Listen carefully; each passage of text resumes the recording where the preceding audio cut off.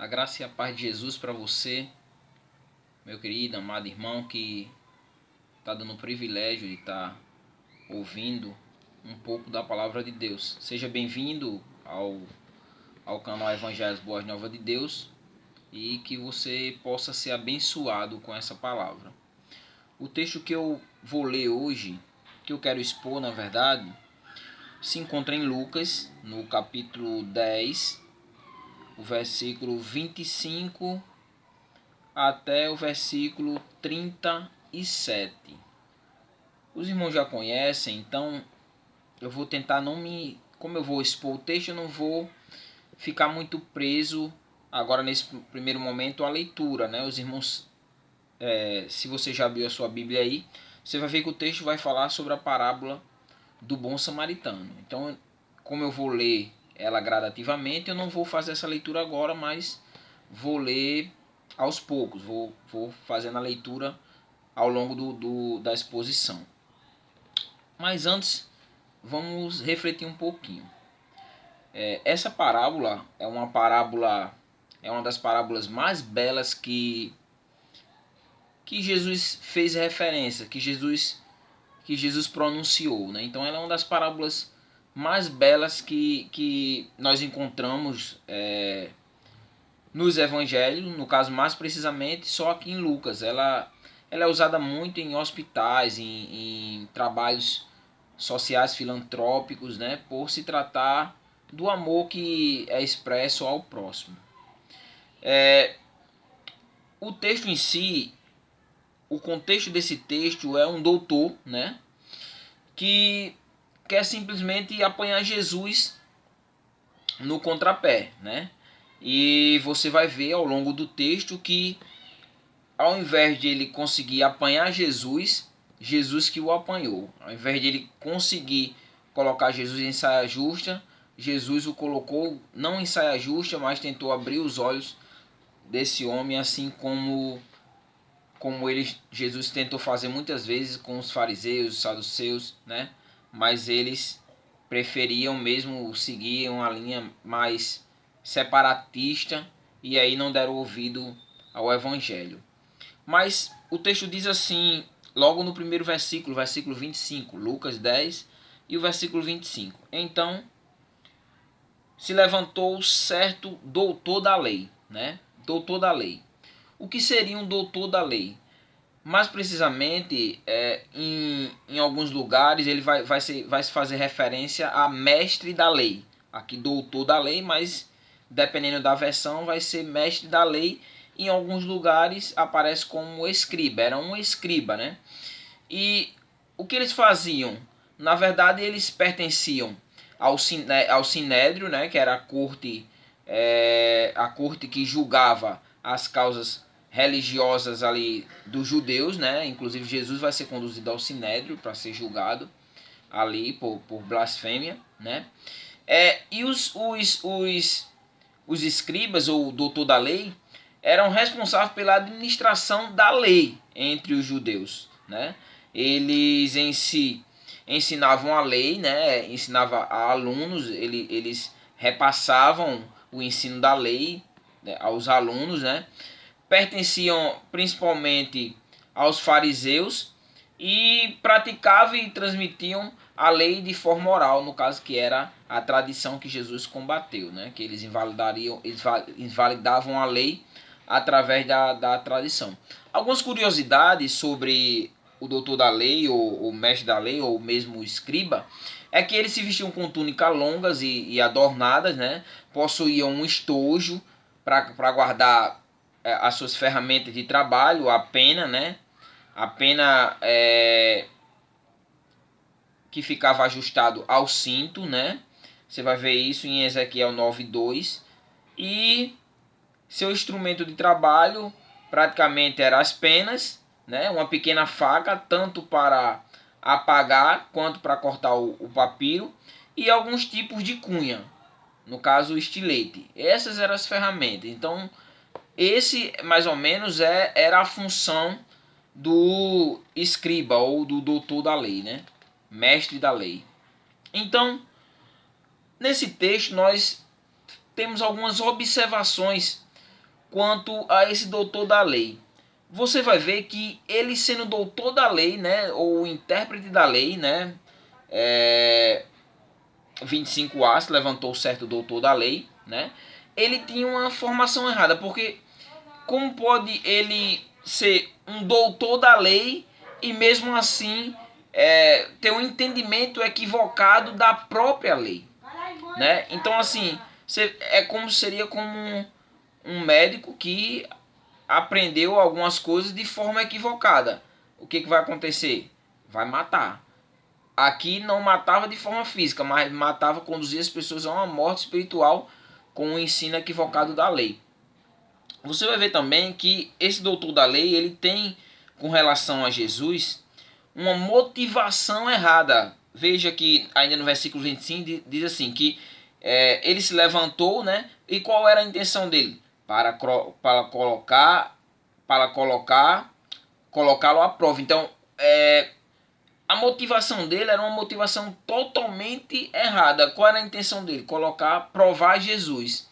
E o principal, né, além de uma formação errada, porque ele tinha uma má compreensão da lei, além de uma motivação errada, ele foi até Jesus ao invés de aproveitar a oportunidade para aprender um pouco sobre a palavra. Não, ele vai até Jesus com a intenção de colocar Jesus à prova.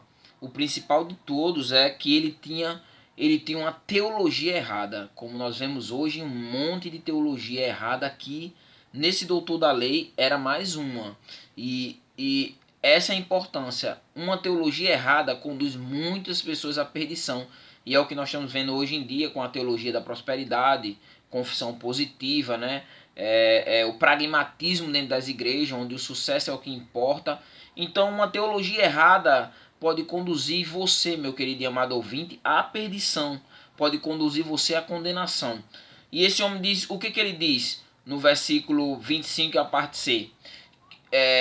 Ele já chama Jesus de mestre, quer dizer, ele aqui tá, de certa forma, está sendo irônico. Ele sendo um mestre, ele vai questionar Jesus como mestre também. Então ele está sendo de uma forma irônico, né? Ele diz, mestre, no versículo 25, que devo fazer para herdar a vida eterna? Então você já vê aqui que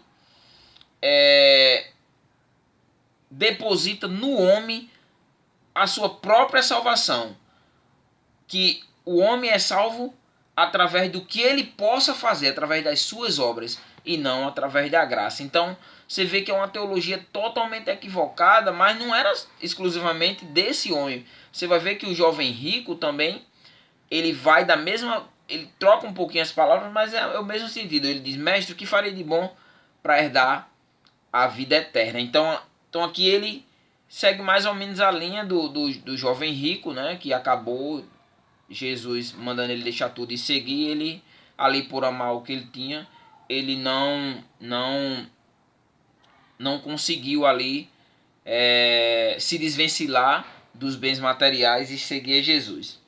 Então, depois que ele faz essa pergunta, né, a Jesus, ao invés de responder a pergunta, Jesus devolve para ele como mestre da lei, a mesma pergunta para que ele mesmo respondesse. Então Jesus diz assim, o que está escrito na lei? Como você interpreta? Como interpretas o versículo 26, né? O que está escrito na lei? Como você interpreta? Ou como você lê? E aí nós vamos ver, né? Que o doutor da lei, ele ali exibe, ele mostra o seu conhecimento fazendo um resumo de Levítico capítulo 19 e versículo 18 e Deuteronômio capítulo 6 e versículo 5. Ele faz esse resumo, né? E aqui nós podemos ver, até mesmo Jesus já havia dito isso, né? Qual é o maior mandamento?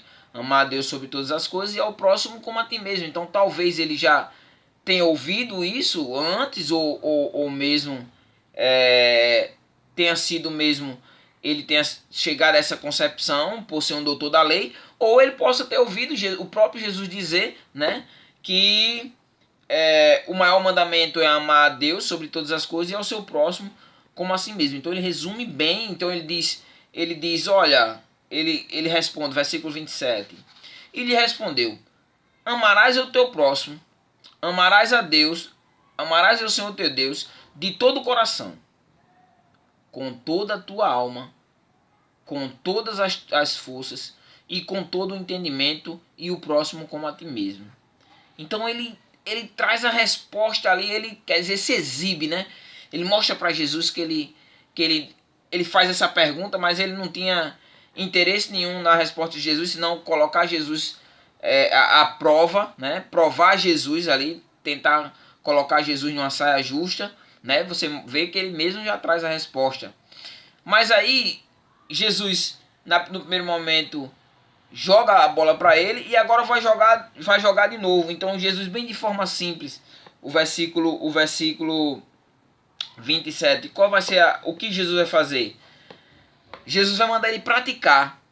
Jesus vai dizer assim, o versículo 28, respondeste bem, então faça isso. Ame a Deus de todo o teu coração, com toda a tua alma, com toda a tua força, com todo o teu entendimento, e pratique esse amor com o próximo também, primeiro vertical, depois horizontal, e você vai viver, você vai ter, né, respondendo a pergunta dele, vai ter a vida eterna. Só que o que acontece? Esse doutor da lei quer saber quem é o próximo dele. Por quê? Porque os judeus, né, a menos que fosse um prosélito, um convertido ao judaísmo, não considerava, de certa forma, o gentil, né, quem não é judeu, né, o próximo, mas considerava o próximo somente os próprios judeus, né? E aí, o que acontece? Jesus vai contar exatamente uma parábola, né? Porque ele vai dizer assim, o versículo 29, e quem é o meu próximo, né? Veja que Jesus manda ele praticar aquilo ali, né? Manda ele praticar o que ele já havia dito, o amor a Deus de várias formas diferentes, né? De todo o teu coração, com toda a tua alma, no caso, com todo o teu ser, com todo o teu entendimento, com a sua consciência, o seu, de forma racional, né? E ele vai questionar, então, quem é o meu próximo? E aí Jesus, do versículo 30 até o versículo 35, ele vai contar uma parábola para que esse escriba ele entenda quem é o próximo, quem é o seu próximo. E aí o que acontece? Qual é a metodologia que Jesus vai usar? Jesus vai contar uma parábola colocando vários personagens, né? Lembrando que normalmente que as parábolas, o que era uma parábola? Jesus pegava o cotidiano das pessoas ali e contava a história e trazia uma verdade espiritual, né? Baseado no contexto da própria parábola, do próprio cotidiano das pessoas, né? Algumas vezes as pessoas entendiam, né? Outras vezes não entendiam, nem os próprios discípulos iam questionar a Jesus o que ele queria dizer por não terem entendido, e depois Jesus ia lá e dava a explicação, né? Hoje fica mais fácil nós compreendermos o que Jesus queria dizer, mas naquela época, para quem estava ouvindo, a menos que tivesse conectado ali com o Espírito Santo de Deus, não havia como muitas vezes entender, mas outras vezes entendia, ficava tão claro que as pessoas entendiam o que Jesus queria dizer. Então, na parábola, né, Jesus vai trabalhar, vai destacar, né, 3 tipos de filosofias entre os personagens para que o doutor da lei identifique ali qual delas ali demonstra, qual delas ali, o versículo 36, qual desses três te parece ter sido o próximo do que caiu na mão dos assaltantes. Então, Jesus vai contar uma parábola e ele vai trazer alguns personagens e vai perguntar ao doutor da lei, daqueles personagens ali, qual deles ali teria sido o próximo do homem. Por que o próximo do homem? Porque a parábola é o seguinte, né? A parábola vai dizer assim, o versículo 30. Um homem descia de Jerusalém para Jericó. Aqui eu quero dar uma pausa. Esse percurso de Jerusalém para Jericó dava equivalente a 27 quilômetros, né? E era um percurso bastante perigoso. Por que era um percurso perigoso? Porque ali era uma espécie de despenhadeiro. até mesmo Pompeu, o que que Pompeu faz? Pompeu teve que varrer ali todos os bandidos que ficavam entre esse percurso. E na época dos cruzados, né, das cruzadas, o que que aconteceu? Construíram um forte entre Jericó e Jerusalém para proteção dos viajantes, né? E esse caminho também ele era conhecido como caminho sangrento. Então era comum nesse contexto que se viajasse não sozinho, mas que se viajasse em caravanas, né, para que não ficassem tão vulneráveis. Mas aí o texto mostra logo em seguida, no versículo 30, que esse homem ele viaja sozinho, ou melhor dizendo, que nesse contexto você viajar sozinho, você acabava convidando, fazendo um convite a esse desastre. O texto diz só que um homem, então o texto não diz se ele era judeu ou se ele não era judeu, né? Só diz que ele descia, de Jerusalém para Jericó, né? Então nós não sabemos a identidade desse homem. Jesus não fez questão de que nós soubéssemos a identidade desse homem, qual seria a sua etnia.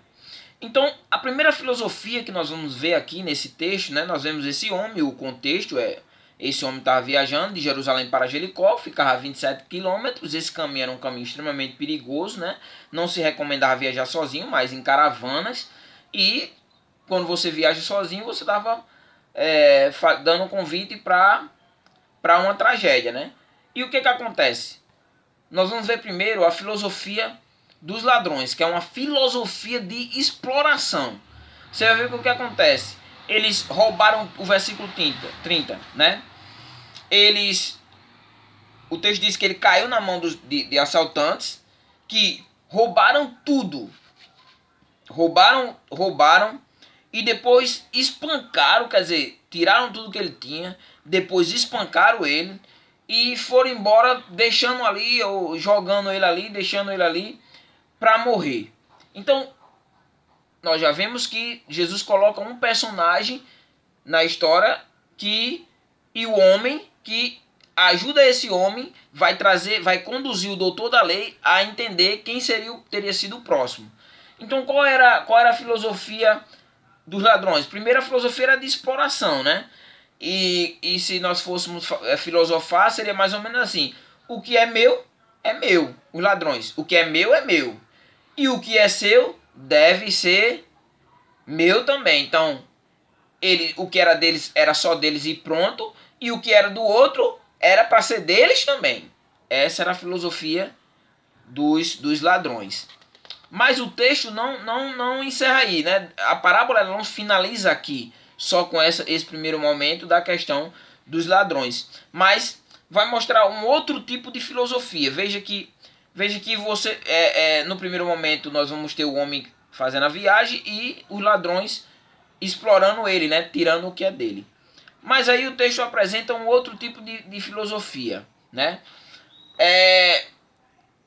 O texto vai dizer, o versículo 31 e o 32, diz assim: por acaso um sacerdote descia pelo mesmo caminho e vendo passou de longe. De igual modo também um levita chegou àquele lugar e quando viu, passou longe, né?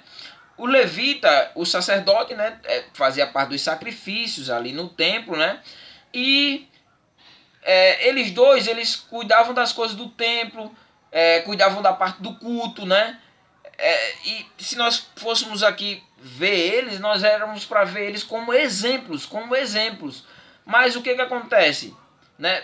Nós vemos que eles agiram simplesmente como religiosos, agiram de forma indiferente, mesmo sendo ali servos de Deus, não fizeram pouco caso daquele homem. O que talvez ali impediu que eles ajudassem aquele homem, né?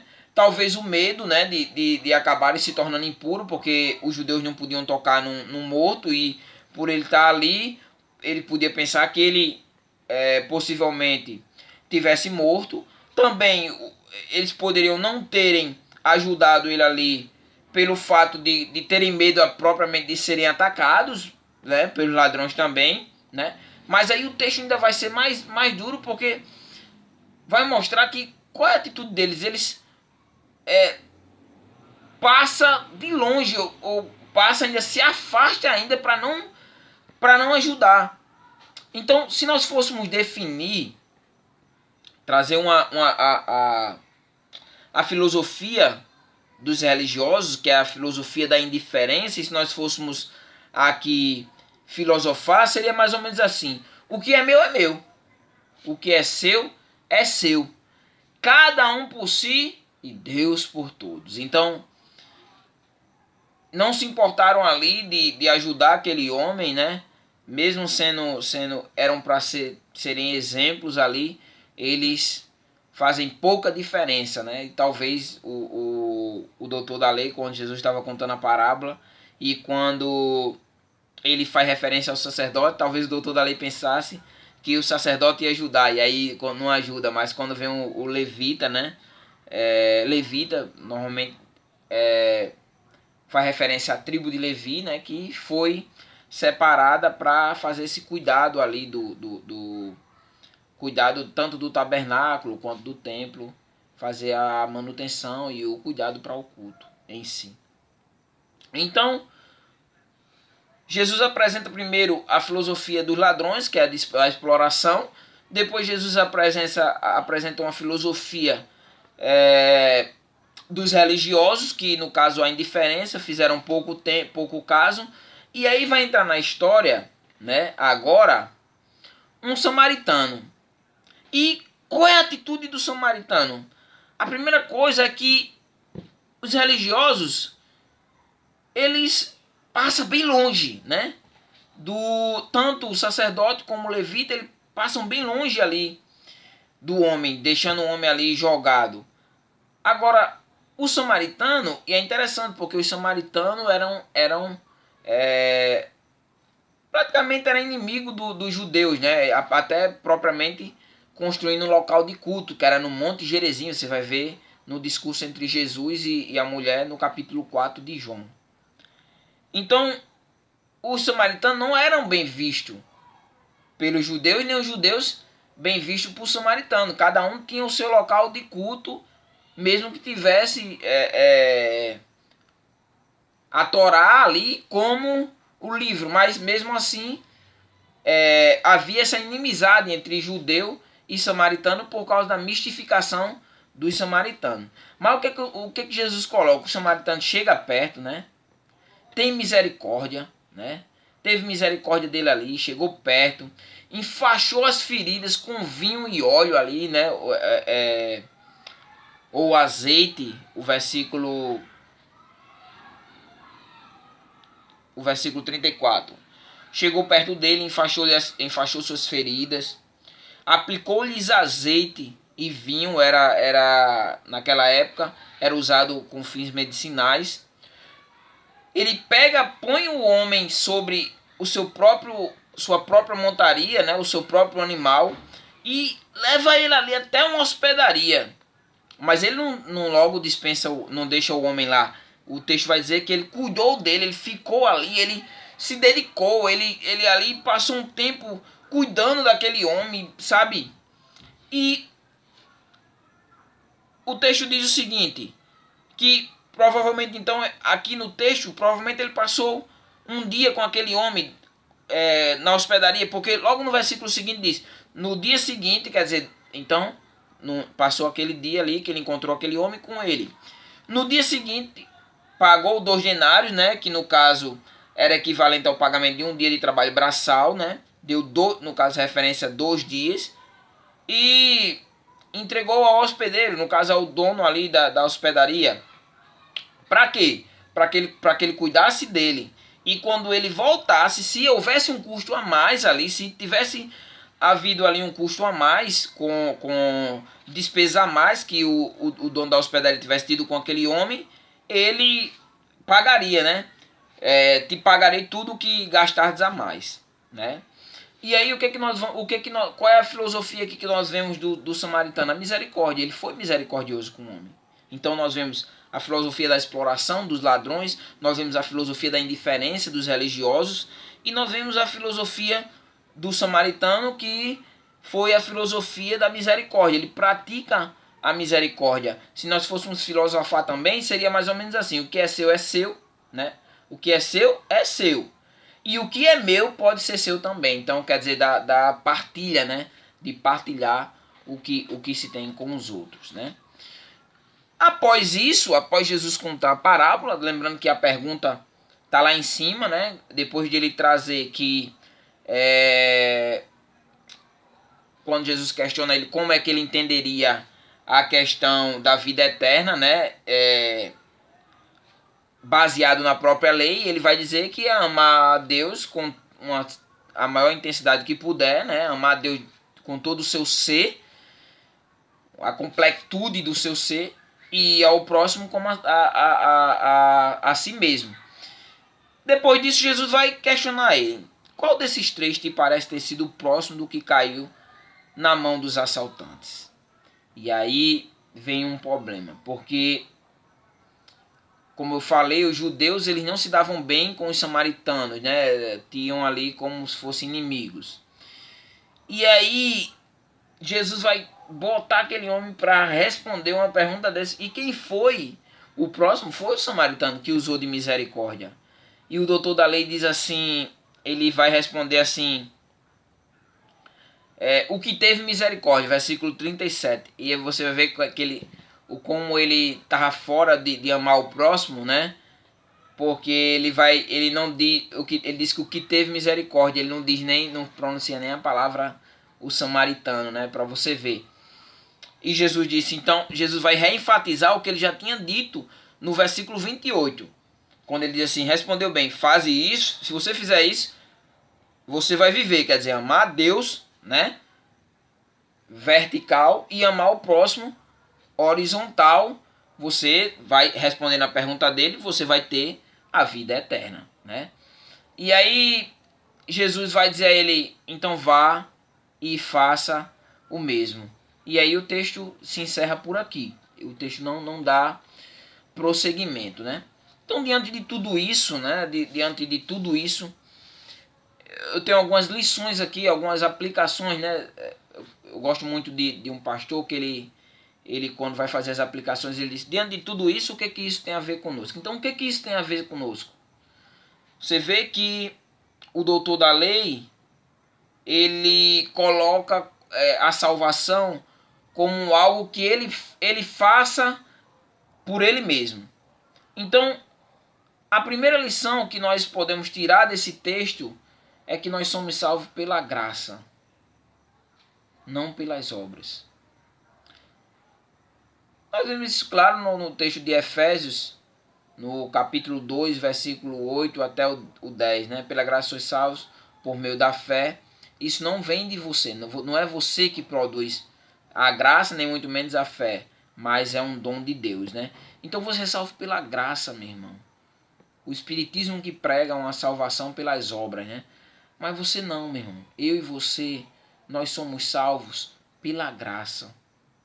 É a graça de Deus. Foi Jesus, foi Deus contemplar lá o homem caminhando para o abismo.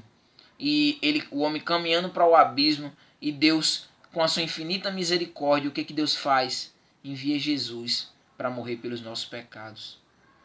Deus enviou Jesus para que hoje nós pudéssemos ter vida, e uma vida abundante. Deus enviou Jesus para nos resgatar do lamaçal do pecado. Ele nos amou primeiro. Ele nos amou. É graça. É graça. Nós somos salvos pela graça. Você não é salvo por nada que você tenha feito. Se você alcançou a salvação, você alcançou por causa da misericórdia de Deus. Agora o texto também traz outra verdade, que é: quem é salvo pratica as boas obras. Você vai ver que o samaritano, ele pratica as boas obras não para alcançar a salvação, mas ele evidencia a salvação na vida dele praticando as boas obras, que é a conclusão do versículo de Efésios, né? o que completa o texto de Efésios, Efésios capítulo 2, vai dizer assim, né?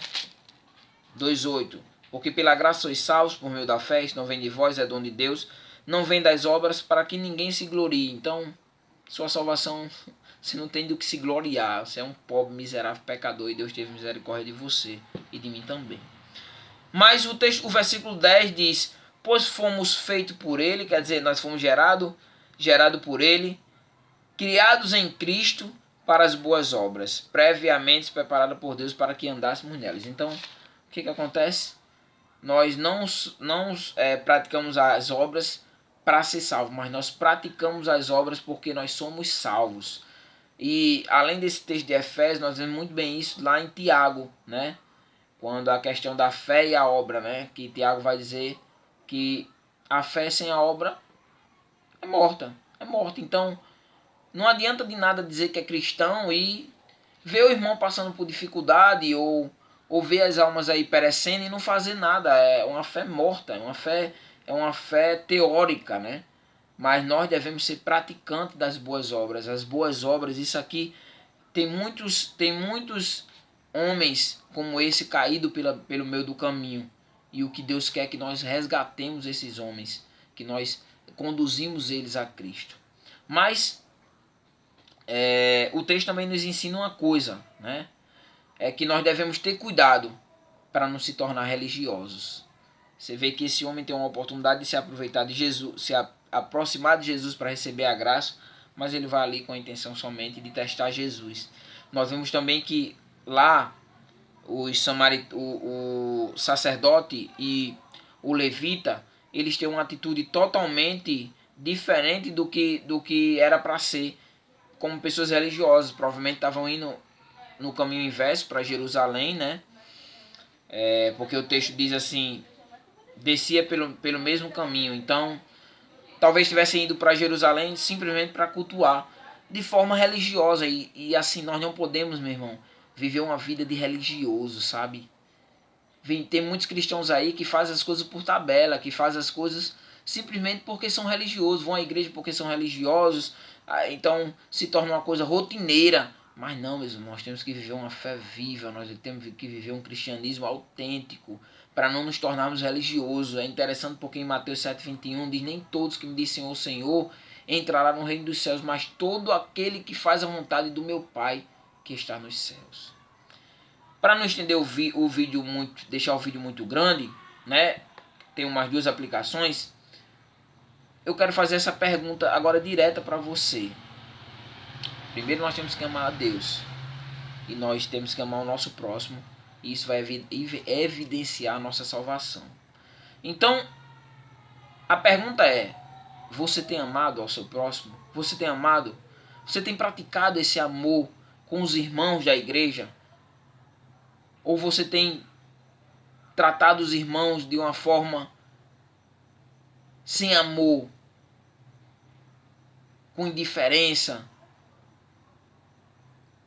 Ou você não tem conseguido amar ao irmão, ao irmão da igreja, aquele que está lá ao seu lado, você não consegue perdoar, não consegue amar, não consegue ter uma comunhão com o irmão? Você tem amado ao irmão? Você tem amado aos inimigos? É o que Jesus ensina em Mateus capítulo 5, 43 e 44. Que nós não devemos praticar olho por olho, mas nós devemos, ao contrário disso, nós devemos amar os nossos inimigos. Amar os inimigos. É fácil? Não é não. Mas é um mandamento, é uma ordem de Jesus. Amar os inimigos. Esse foi o ensinamento que Jesus quis trazer aqui para esse homem com referência ao próximo. Quem é o próximo que ele devia amar? O inimigo, o samaritano. Devia amar o samaritano. Mas eles não amavam, ele odiava, eles se odiavam, né? Então nós devemos amar aos nossos inimigos. Mas não somente aos nossos inimigos, mas os necessitados. É interessante que Jesus também contou uma parábola em Lucas 16, do 19 ao 31, caso não esteja enganado, de Lázaro e o rico, e o homem ali estava na beira da porta daquele homem e ele fazia pouco caso. E É uma questão de se questionar se nós muitas vezes não fazemos isso quando estamos passando pelo nosso carro e alguém pede e a gente não quer dar, não quer ajudar. A gente vê alguém que tá caído ali e a gente tem lençóis em casa sobrando, mas a gente não tira um lençol e dá para aquelas pessoas, não tem coragem de pagar um comer ali para aquelas pessoas que estão necessitadas. E aí vem a questão, será mesmo que nós amamos ao nosso próximo? Nós devemos amar, praticar o amor que a igreja primitiva praticava. O que a igreja primitiva fazia? Os irmãos, quando se convertiam ali, os irmãos eram agregados e todos ali tinham tudo comum a todos. Então você vê ali, você vê o amor dentro da igreja de uma forma muito intensa, o cuidado uns pelos outros. Então nós devemos amar o nosso próximo. Essa é a pergunta que você tem que se fazer. Eu tenho amado o meu próximo, eu tenho praticado esse amor. E por último, o que você tem feito com que Deus o que você tem feito com o que Deus tem te dado? Observe que o samaritano, ele ali, com todos os recursos que ele tem, ele emprega ali tudo para estar ajudando aquele homem, né? Então vem o questionamento, o que você tem feito com aquilo que Deus te deu? O que você tem feito com o seu dinheiro? O que você tem feito com o seu dom? Enterrado ou exercido esse dom para edificar a vida de outros? Devemos ter cuidado com os nossos recursos. Jesus em Mateus, no capítulo 6, de 19 ao 21, diz: Não ajunteis tesouro na terra, onde a traça e a ferrugem consomem, os ladrões minam e roubam, mas juntais tesouro do céu, onde nem a traça nem a ferrugem consome, nem os ladrões minam e nem roubam. Por quê? Porque onde estiver o teu tesouro, ali estará também o teu coração. Então, essas são as 5 lições que eu tiro desse texto. Nós somos salvos somente pela graça de Deus. Nós fomos gerados em Cristo para praticar as boas obras, não para a salvação, mas por sermos salvos. Devemos ter cuidado para não nos tornarmos religiosos, somente vir à igreja ou praticar ou dizer simplesmente que é cristão só por ser, mas sem realmente viver um cristianismo autêntico, né? Devemos nos questionar se nós estamos realmente amando o nosso próximo e essa variante do nosso próximo, tanto os nossos irmãos como os nossos inimigos, como aqueles que necessitam, se nós estamos vivendo realmente como vivia a igreja primitiva, onde tudo era comum a todos. E aquilo que você deve ter cuidado e se questionar o que você tem feito com o que Deus tem te dado, os recursos que Ele tem te dado para que você empregue na obra dele. Que Deus possa te abençoar, que você possa guardar essa palavra em seu coração, que ela possa ser frutífera na sua vida e que Deus possa a cada dia te conduzir à presença dele, a estar mais junto à presença dele, a glorificá-lo, a viver uma vida de santidade e esperar a sua vinda. É o que eu desejo para você em nome de Jesus.